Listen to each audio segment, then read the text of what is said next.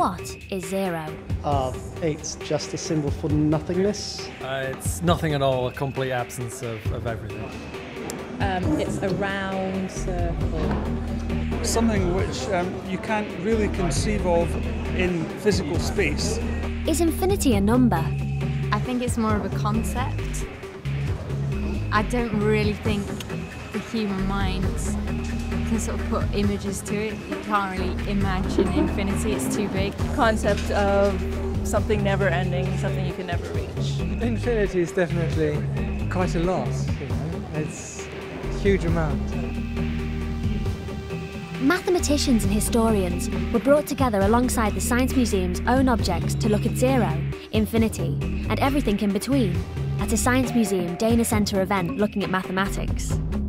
Starting at zero, historian Eleanor Robson used images to tell the story of mathematics. We asked her why zero is so important.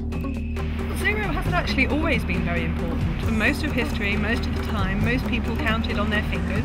They counted with real things. And they didn't really need to represent the absence of everything. It's only with the modern numeral system whereby we use the same numerals to represent different absolute values. So in the date 2008, the 2 there stands for 2000, and we need to show that there are no tens and no hundreds, but there are eights, that zero as a numeral became important. And that started to become important with that modern numeral system about 1,500 years ago in India.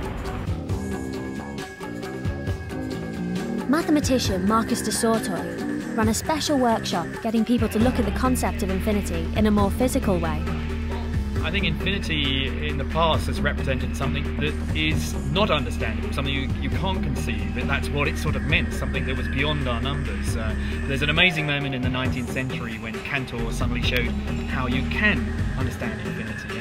And you know, I don't think it's terribly difficult maths in a way, and that's why I did some workshops, kind of playful workshops with the people here where they represented different sets of numbers, whole numbers, fractions, infinite decimal numbers, and we used some games to get them working, actually doing some maths. I believe maths isn't a spectator sport, you've got to get involved in it.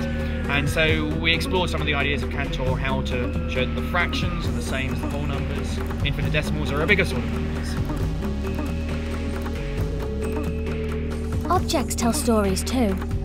Science Museum curator Jane West showcased some rarely seen pieces from the museum's collections.